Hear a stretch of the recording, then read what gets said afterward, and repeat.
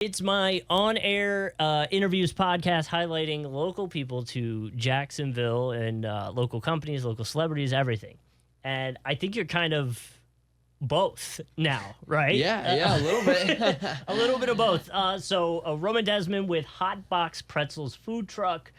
We're gonna get into a lot because you are on Gordon Ramsay's season 2 of Food Stars, which is going on now. A new episode happened last night as of recording this podcast. Yes. Okay, and so still going. We'll see. Yeah, I'm still in it. We can't give away too much, but let's backtrack for a second because I do want to talk about the show. I think that's really cool and probably an amazing experience for you. Mm-hmm. But let's talk about the food truck first. How did it start? How did you get here? I mean, you're 21, 22? 22 years old. You're 22 years old, started your own business.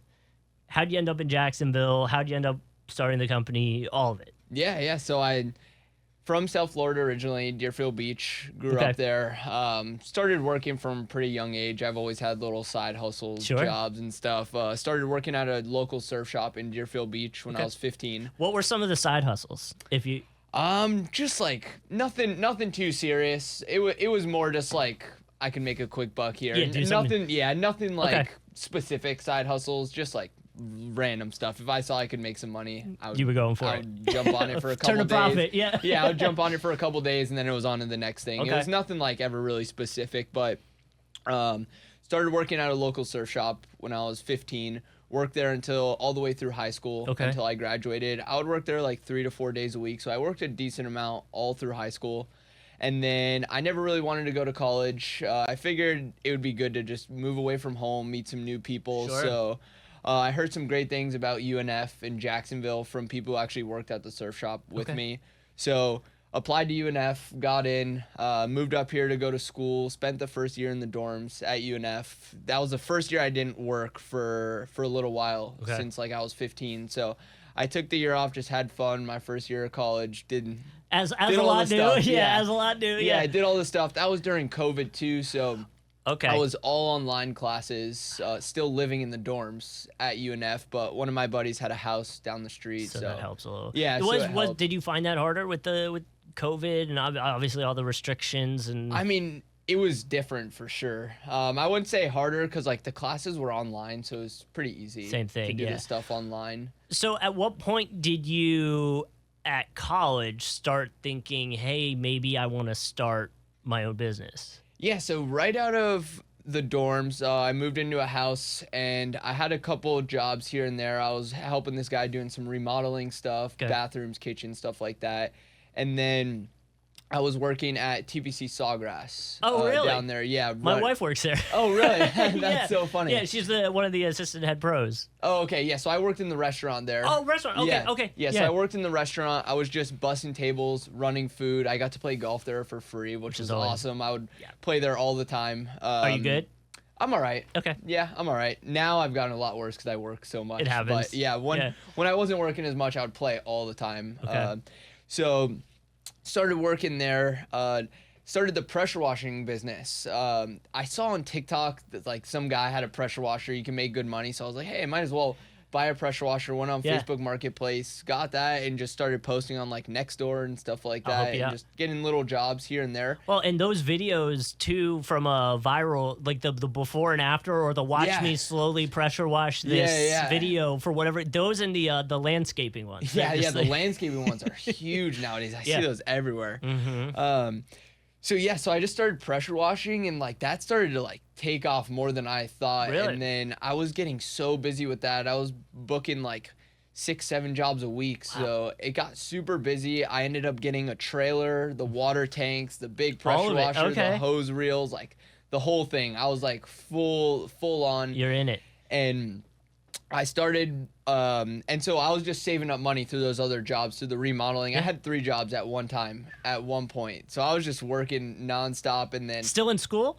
Right around that time is when I got out of school. Okay. Right around that time, around when I was doing 3 jobs, I was like, okay, I think I can make do without going to college right now and just kind of figure out what I want to do. I had no idea what I wanted to do. I was in school for business management. Okay. I was just kind of figuring it out Yeah. as I went, doing the bathroom remodeling. I like that, but I just knew my dad does that. He does remodeling stuff, and he told me to stay away from that. Is it his own business? Yeah. Or okay. Yeah. So both my parents own their own businesses. Okay, so that's been a little huge, bit of a huge help in just watching them my whole life. Is it a little competitive now, or you could be like, you guys got your own business, but I did mine earlier, or Yeah. So actually on the show, they did like a little background of me, and I was like FaceTiming my mom for one of the interviews we were doing, and she was like, "Oh, you beat me by 3 years," because she started her business when she was 24. What business did she start? She has a radiology business. Oh, wow. Yeah, Okay. so she has some mobile units, and then she has an office in Boca Raton. Okay. And they do mammograms, bone densities, and all types of stuff like that. Dang. Yeah, a family of entrepreneurs and so business she's had starters. that for 30 years. Yeah. So she's been doing that a long time. So is that where you probably drew a lot of the inspiration for when starting your own company? Yeah, 100%. I always knew. I mean, growing up, we would go on family vacations and stuff, and just like seeing them be able to take off time whenever they want. And I would see them be up super early, not get home till 9 o'clock at night sometimes, taking care of stuff. But then on the flip side, they could kind of take days off whenever they wanted. If we wanted to go do something, they're like, yeah, I can just let's take just off go work today. Yeah, let's just do it. So I always thought that was super cool, and just kind of grew up around that. So so you're working 3 jobs, you're making good money, you're not in college anymore. And the pressure, so the pressure washing is just kind of doing really well. And I wanted to scale it, obviously. I mean, that's kind of the goal of starting a business, is to scale it. And I was just doing a bunch of research, and I kind of realized that the pressure washing was going to be really hard to scale. And it just wasn't something that I loved. It was just something that was making great money, which made me like it more than I actually did. Right. So I kind of started to think of other ideas, and my neighbor had a barbecue food truck. Do you know the name of it? It's called Smokehouse Jack's. Still no, not anymore. Okay. Not anymore. Yeah, he sold it a little bit ago. But yeah, so I would always ask him questions about events and stuff when he would come home, and I would just ask him like, "Oh, how'd your event go? Like, what'd you end up doing?" Like, and the numbers sounded way better than the pressure washing from the food truck. So I started looking around, and then at this time I was working at the country club delivering the pretzels to tables. They had these giant soft pretzels there. People love these pretzels. Even at Sawgrass, they have some crazy pretzels. Like, so that's where. Oh, that's the one. Okay. Those big pretzels that are hanging on the stand. Yeah. So I would drop those off at tables. They weren't even on the menu. Okay.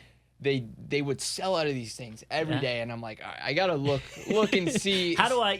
Yeah. So I started looking around, and there was like nothing like it, other than like some other restaurants that had like appetizer menu pretzels. Yeah, I think there's like I went to Flagler College. Okay. So I know about they have Ben's soft pretzels down on the strip there in St. Augustine. I'm friends with the guy who owns that. And then I think there's a bar that does a pretty big one too. Okay. The name's escaping me. It's right on St. George Street. Okay. I can't think of the name. But either way, so yeah. So I noticed that all these bars and restaurants have them, but there was nowhere you could get that at a music festival, pop-up market, late night at the bars.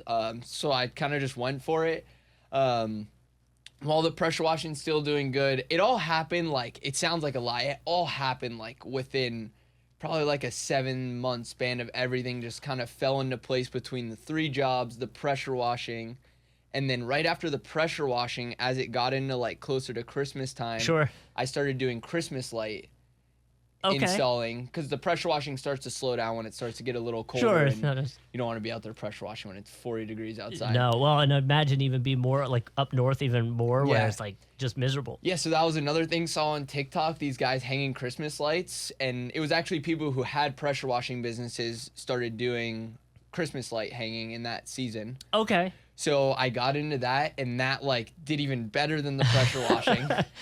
It seems like not that you're taking these ideas from TikTok, but it seems like you see a viral video, and instead of a average person like myself, I go, "Oh man, that's really satisfying. I'm gonna watch more of that." You go, "I bet I can make money off this." Yeah. That's just kind of how my brain's always worked. Okay. Like when I see something, I just think, how can I do that? Yeah. How can I do it? How can I have fun doing it? But I know there's some kids in I want to say it's called Aloha Sweet Treats. Yeah, I see them at the pop-up festivals. And they stuff. do the freeze-dried candy, which I know is a big thing on TikTok. So too. one of the ladies on the Gordon Ramsay show has freeze-dried candy. Really? As one Okay. of their businesses. Yeah. Okay. Yeah, so all of this just happened like so fast. I started doing the Christmas lights. While I was doing that, we were getting the recipes ready for the food truck. So I kind of So you were already in, like, we're doing a food truck now. Like, I'm definitely going this way. So me and my roommate that I lived with, we both kind of were like, let's try this out. Let's see how it goes. We bought a little trailer. It was like a 6-foot by 10-foot trailer. Probably spent like $5,000 on it together. We split that, got it wrapped, and just started making recipes in our kitchen, trying to figure out. So are you in that trailer, both in there? Like, I know some food trucks will like prep beforehand and have the stuff ready. So like, if you're going to an event, and this is obviously getting down the line of this story, but if you're going to an event with the food truck, are you making the pretzels there? So that's interesting because this was something we had to figure out starting, because there was no pretzel food trucks. I looked everywhere. There's like, even right now, I mean, I've had a lot of people reaching out to me saying they're starting. I've seen some identical copies of exactly what I'm doing in the past couple months. Which can be frustrating, but also is flattering, I guess. It's expected, yeah. I mean, I'm still doing my thing with the pretzels. Like, if they're in another state, it's whatever. But yeah. So definitely a lot of copies lately, but that was something I had to just kind of figure out along the way, and it took us a lot more money than we were expecting or we wanted to, just because we had to buy so much different equipment to like test out where we're gonna use. We started with a hot box warmer. That was the first piece of equipment we bought, and that's where we got the name from. Yeah. We experimented with that, and then the little toaster ovens, and then the pizza ovens, and then this oven and that oven, and this case of warmer, and just trying to figure out so much different equipment because we really didn't know how to do it really at all. So you're essentially blazing the trail, and which for better or worse can be awesome because you're going to be the first one to do it, but terrifying because you don't have a blueprint to kind of follow. Yeah, there was nothing. So we were just, I wish we could like see what we looked like from the beginning. I have a couple videos, but like if you compared it to now from like the first music festival we did, it was like night and day. What was the first music festival? So the first music festival was the Seawalk Pavilion. Okay. And we were at an event selling pretzels on Friday, and it was a Saturday and Sunday event. And I had applied for this event, and she was like, oh no, like it's full, unfortunately, like we'll get you guys next year, or the next music festival. She calls me Friday morning. Hey, someone dropped out. You want in? Do you guys want in? And we were like, this was end of February, so we were a month into doing this, and I was like, let's do it. You got to, yeah.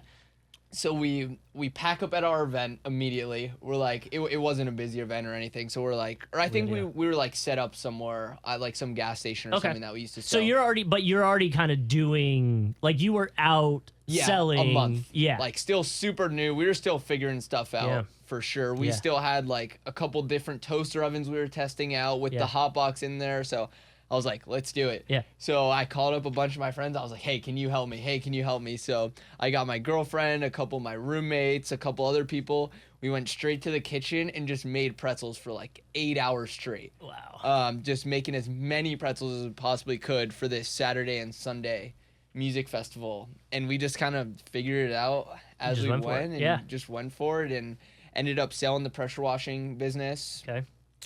Towards the beginning of 2023. So we started in February of 2023.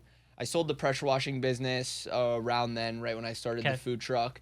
And then I still got the Christmas light thing going. I did that again this season. Really? Which was like doubled from last year, which was pretty crazy. So what's the, like, from the Christmas lights perspective, what do you come in, you just put them up for people? So we do like a custom Christmas lights. So we kind of talk to the customer and see how they want it to look, see what they want, what colors. There's actually a lot that goes into it. There's different spaces in between each bulb, so you can do less space, which will obviously be more expensive because it's more bulbs. So you're saying, like, you don't have any equipment. We'll come and we'll put Christmas lights up. We have the Christmas lights. Yes. Okay. So I supply custom fit Christmas lights for whatever you want. For homes, we can do any color, so like any house shape. So like in a traditional, when you buy them, they come in like a 30-foot strain or whatever. And if you get to the end of end of the What do you thing. do? You Yeah. have to like hide them or whatever. But we actually have like custom ones that we cut and fit together. You wire them. Yeah, Okay. so we wire them all in the house. And you taught that yourself? TikTok. Yeah. Okay. Yeah. This guy, Christmas light contractor or something like that on TikTok. Yeah. Literally every video, step by step of exactly. So how was to it do just watching his videos as inspiration, or did you actually reach out saying, "Hey, I'm interested. How are you doing this?" Or you're just No, he's posting like he's just showing it. He's literally posting like, "Hey, we're at this job today," and in like a 5-part TikTok video. Here's how I'm gonna do it. Here's exactly what That's I so do on cool. this whole job. Yeah, so it's pretty simple too. It's really, other than like being on the people's roofs and like tall Little ladders, scary, yeah. which gets a little scary. But other than that, like actually doing the Christmas Not lights, horrible. it's pretty easy. That's awesome. Yeah, Okay, and so then- you're still doing that. That is Yeah. still an option for this coming winter. Yeah, I'm a little nervous for this winter because I got a ton going on. And then so I had a couple of my friends work with me. Yeah. Last That's the best way to do it. Christmas, and hopefully I'm hoping that they'll be able to kind of run that this Okay. season without me having to be too hands on. And do you like when do you, since you're expecting it to be busy, when do you open up for like bookings on that? Are you gonna November. Yeah, okay. Yeah. So last season I had some of the people from the first season I did it already emailing me like end of the summer. We got to like, get you talking to like the people on Gervin that do all the Christmas lights. I live like right down Oh, the do street you? from there. Yeah, that traffic drives me crazy. It's my my way home gosh. too. I have to change my route home. Yeah. That or we got to get you talking to St. Augustine for Night of Lights, Yeah. like just doing all Yeah, that. that's a little. I think that's a little more than what I can handle right now. Okay, so you're doing all this, the pretzel. So the first event goes well. Mm-hmm. It starts taking off more. When, I guess, do you start? Because like obviously you're doing some viral videos with the pretzels, which talking to you now seems like you have that inspiration because you've seen other people using it, whether it's pressure washing, whether it's Christmas lights. I mean, you've seen it now, and I think from the videos I've seen, the way you're doing it's pretty good. Like Thank you. ChatGPT telling me what pretzel I should make, which I am curious if that kimchi. not good. Not good. No. That's a tough one. I mean, it's a Yeah. tough combo. Yeah. But people are. I think it's one of those things where, like the pressure washing, the Christmas lights is a satisfying. You see a before and after, Mm-hmm. and then from a pretzel side of things, everyone knows what a pretzel tastes like. Mm-hmm. But then you make a banana pretzel, and everyone's like, okay, well, I know what a banana tastes like, Yeah. and I know what a pretzel tastes like. How does that combine? In my head, it doesn't work, Yeah. And then Yeah. you're explaining either it does or doesn't, essentially. And then obviously branding. Yeah. So those videos are pretty recent. I've been like just trying to really get the food truck as like a streamlined process because I want to scale this like pretty big. I want to try to get food trucks, have like a hub in some different cities that will have like 4 or 5 food trucks in a big city And just can to kinda where go they out. can where I'm still manufacturing all the pretzels for all the food trucks. Sure. And they'll be able to go get those pretzels from a hub in these different cities to go sell the pretzels That's awesome. all over these So big it's cities. like your custom recipe for these pretzels Yes. that you, in theory, will then start branching out to other cities, other locations.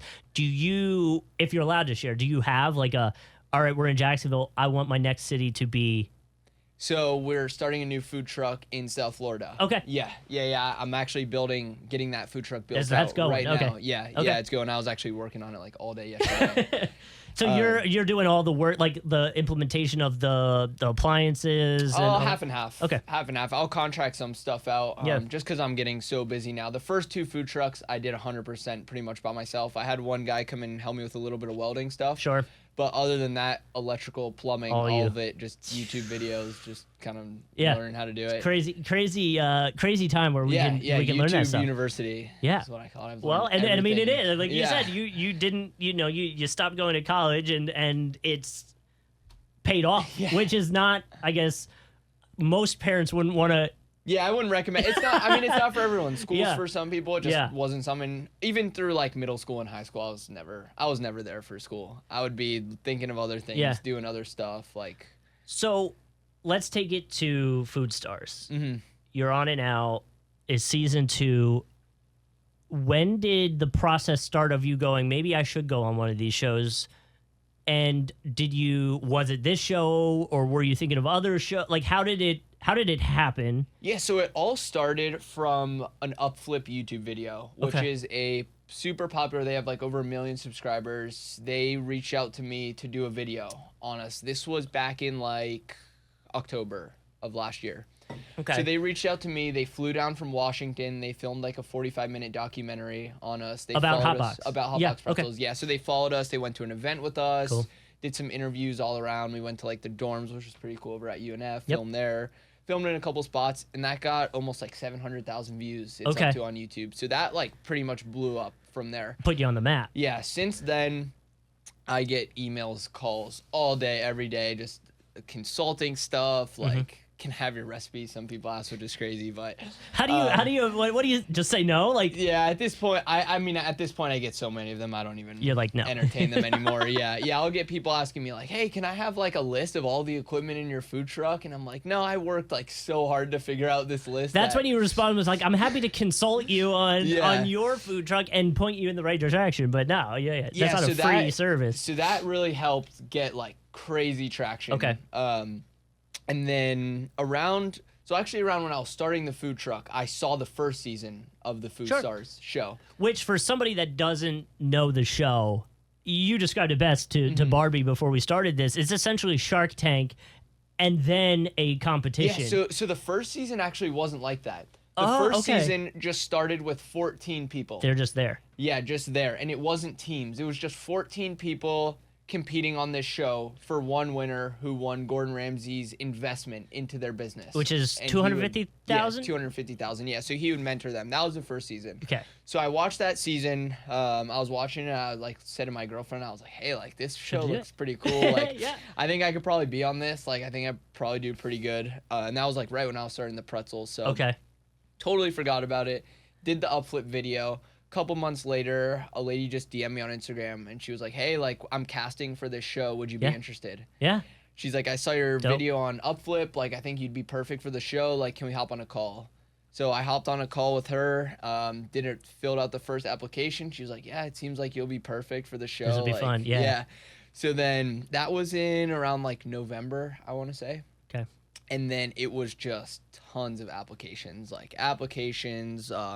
phone calls, Zoom calls. So it is multiple layers of interviews and chat. Yeah. They're making sure you're going to fit what they're trying to do. Yeah, there was probably like 7 or 8 stages that I had to like build onto and get through this person, and then they were like, okay, if this person likes you, they'll move you on, and then this person will move you on. Are you a reality TV show fan? Like, is that the stuff you seek out? Not really. Yeah, not really. I mean, I don't really watch too much TV or movies or anything. You don't like have time for it. Yeah. But if I am to watch something, it's usually more on like the reality side. Like I love Shark Tank and Shark Tank. I've watched any like business kind of reality shows. I've seen most of those kind of shows, but I don't really watch too much TV. I watch a lot of YouTube and like podcasts. And but stuff as somebody who's business oriented mind like yourself, that would make sense. Like Shark Tank, you get to hear them speak that lingo. Seen every episode of Shark Tank. Because even the little promotional video that I think is on your Instagram, that might have been where I saw it. Even that, like you're talking about, the money you're gonna make or how much money you did make compared to the cost. I'm like, my brain just doesn't work like that, like. Yeah. It's cool to hear that. Okay, so you get on the show, or you get the call that it's happening. Yeah, so I get the call that I'm invited to be, I had to have a spa on the show. So they flew out 26 entrepreneurs all over the U.S., food and drink businesses, to go to London and pitch our businesses to Gordon and Lisa. Okay. So I flew there, not even with a guaranteed spot on the show, just to pitch them our business. So we go there, we're all in a hotel in London, all 26 entrepreneurs.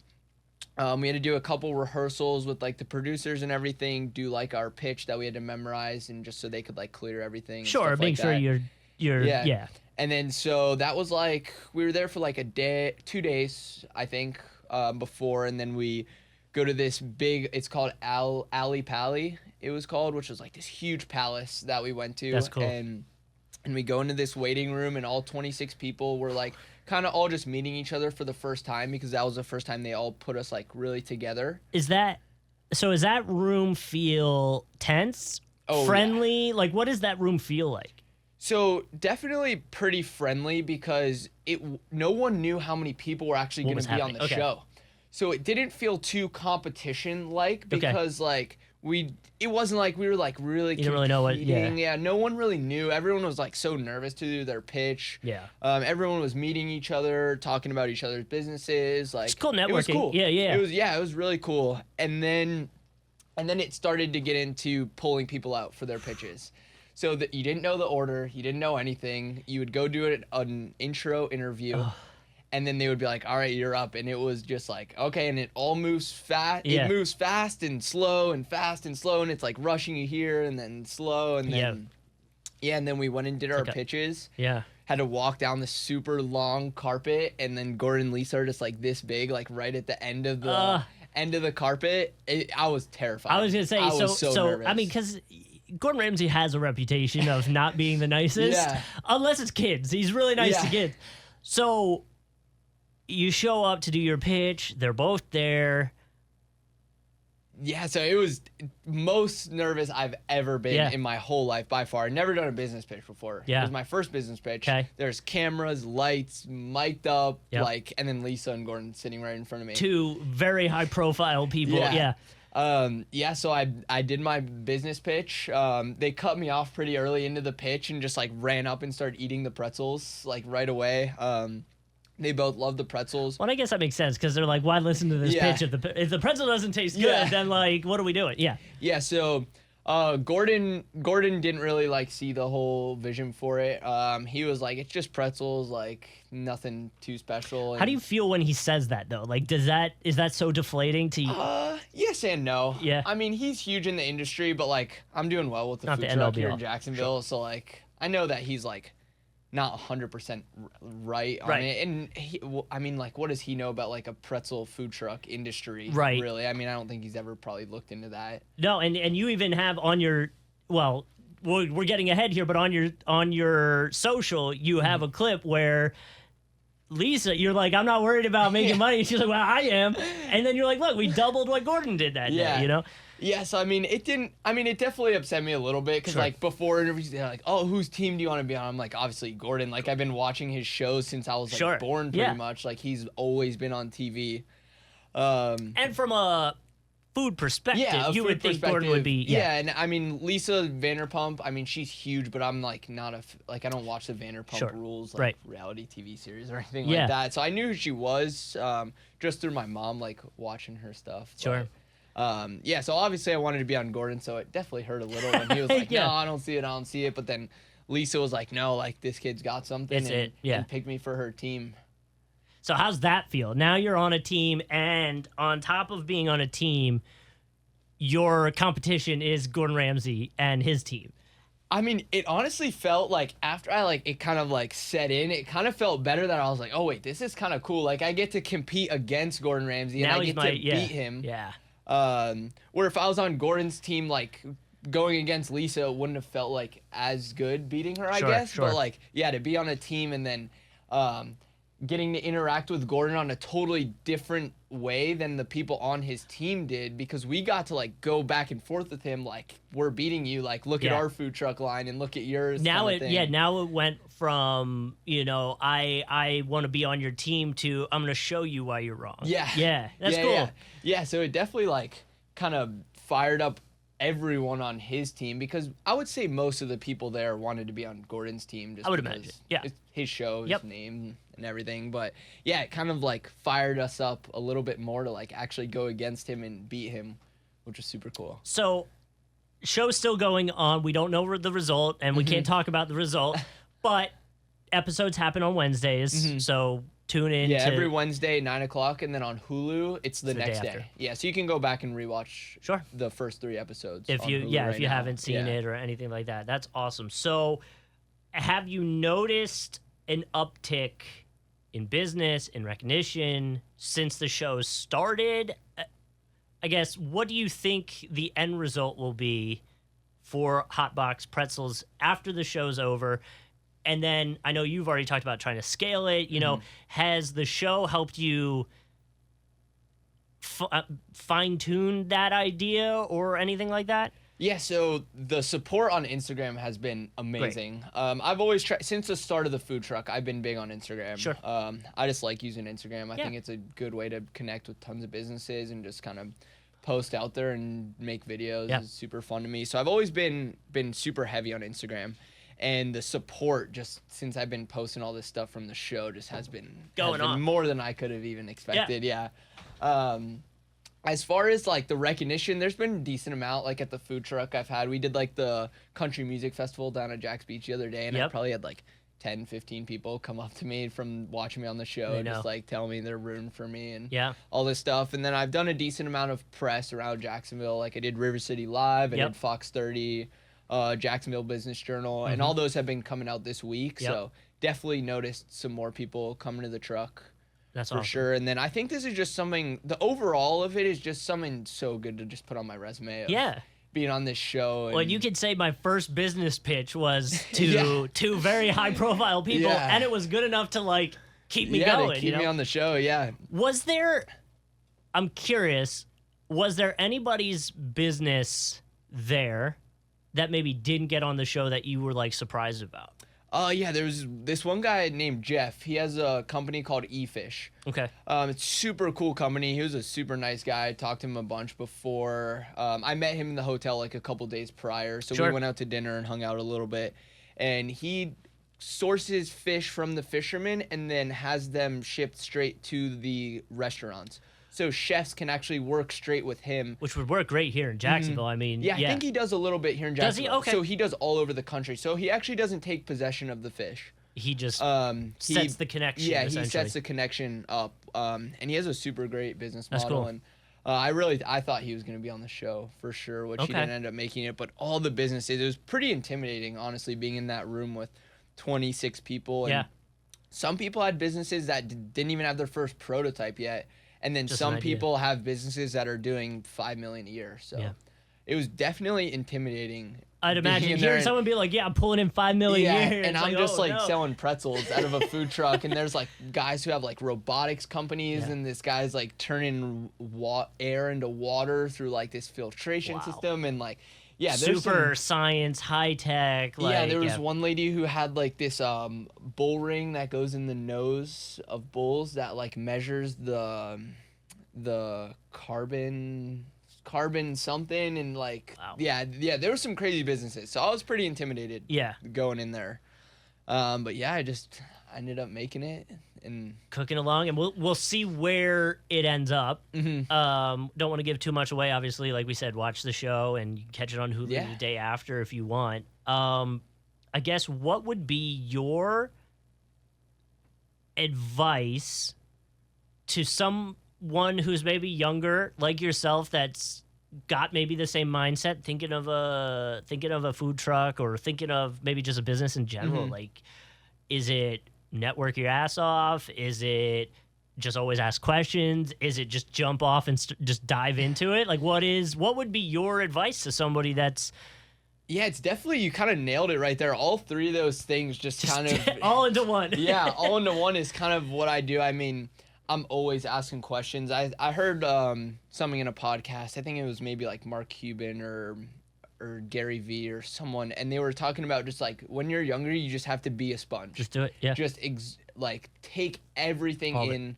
I ask tons of questions. I'm sure people get annoyed sometimes of how many questions I'm asking, but usually I try to like do the most intelligent questions and just really get good information. Yeah, and retain that information too, because there's times where I know I've seen it with a lot of kids that come in here and talk to the radio station. And what we're doing is nowhere near to as complex as what you know trying to grow a business, but kids will ask questions and we explain things, and sometimes it's like a glossed overlook, and I know they didn't retain it. Didn't retain it, But then ask that follow-up question to understand it more, because 9 times out of 10, the person that just told you that information knows you don't know what they just said. You know, like I think there is a level of that.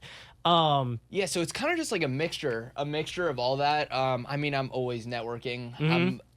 giving out business cards left and right. Every time I see someone, I'm like, "Do you like Of pretzels? course. Yeah, Here's 100%. Here's Yeah. a business card." Well, and like, from a business or a company standpoint, getting a catering thing. Do you do caterings? Yeah, So, we do a little bit of caterings. We're working on our own kitchen right now, getting into our own space. It's a little hard to do the caterings right now with the commercial kitchen do you? we cook at. I was gonna say, do you want that? I know a lot of food trucks here in Jacksonville have done it and seem to try to aspire to having a location. Mm-hmm.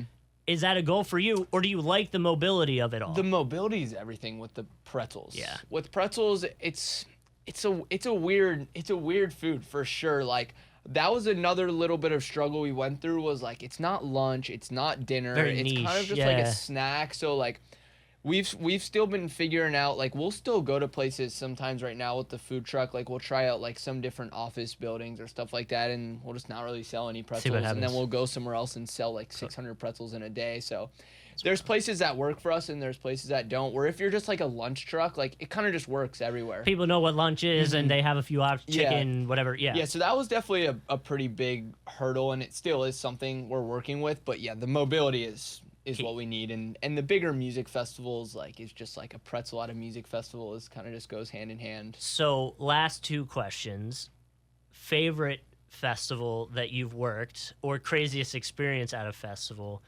and then for business pitch number 2, who are the celebrities you're hoping to pitch to? Favorite music festival is Oktoberfest. Okay, hands down. We did like 600 or 700 pretzels in one day. That's there. Awesome. It was absolutely insane. We had like probably a 40-person line, like nonstop for like 7 hours straight. Well, and there is drinking and pretzels, like that's an easy like help like sober me we were up. like the spotlight vendor there at Oktoberfest doing the pretzels, which was pretty cool. And we had to like we got like that was the busiest we'd ever been by far. So we had to actually like close down the food truck for like 30 minutes just to like restock everything. I had to like run to Publix real quick and get some more ingredients and stuff just because we literally like ran out of everything. You're out, yeah. So we shut the food truck down for like 30 minutes, and we had like a 40-person line with the window closed. Once you opened it. of just people waiting. That's awesome. Yeah, just people waiting. So we like opened the line to just like another just crazy rush of through the night. That's cool. So that was biggest and best festival we've done. I'm hoping to get into like some of the bigger stuff. I was just thinking, I was just down at Welcome to Rockville. Yeah, I feel like that would be a huge one. Love to get into there, like EDC Orlando or like Tortuga down at the beach in Fort Lauderdale, or some of those bigger music festivals. That's kind of what I'm hoping to get into, and having this Gordon Ramsay show on my resume is gonna definitely help, I would think. Yeah, I'd hope so. So next pitch, is it a goal to be on Shark Tank to pitch to those guys? I don't think so. No? Okay. I don't think so. I think this experience kind of like rounded out my TV. Yeah. It was a really cool experience, but I don't think it's something I'll really try to do again anytime soon. Celebrities that I would like to pitch to, though, I mean, Gordon was up there from the beginning. Sure. He was definitely one of the ones. Mark Cuban, I listen to every podcast he does. Is he is it like him? I know you mentioned Gary Vee. Are they like inspirations that you kind of Oh yeah, I mean, I listen to so many people. I try to switch it up a bunch. I listen to tons of different podcasts. There's this one called How I Built This by Guy Raz that I listen to a bunch. There's so many podcasts. But as far as celebrities, I think it would be pretty cool. I'm a big fan of Danny Duncan. I've been watching. I don't know if you know who that is. He's like a comedian-ish YouTuber.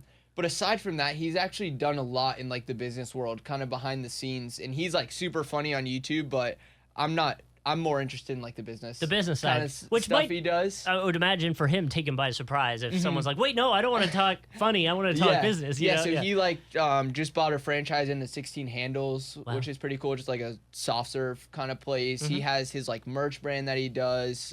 He just started doing these like energy shots. Okay. So he does a bunch in the business world, which I think would be super cool to pitch to him and see if he wanted to get in on Hot Box Pretzels. Awesome. Well, Roman Desmond, we wish you the best to see how the show pans out. Thank you. without giving anything away. Yeah. And can't wait to try Hot Box Pretzels at the next music festival or whenever. Yeah, on our website, Hotbox Pretzels, we have a full schedule of where we'll be for like the next couple months Awesome. on there. And we're always updating it with new events every week. And And stuff what's like your that. Instagram so people can Just Hotbox Pretzels. Hot Box Pretzels? Yeah, we got some always new videos coming out. I've been filming a bunch lately. Yeah.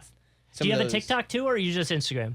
TikTok's Hotbox Pretzels. I've Okay. been trying to. I'm not too good at TikTok. Yeah. It's a weird. It's a weird, man. Some work on one, some don't work on the other. It's an odd world that we live in with content. So, appreciate you coming by to talk about it, and excited to see Jack's local representing Jacksonville on the show. Yeah, for sure. Yeah, thanks for having me.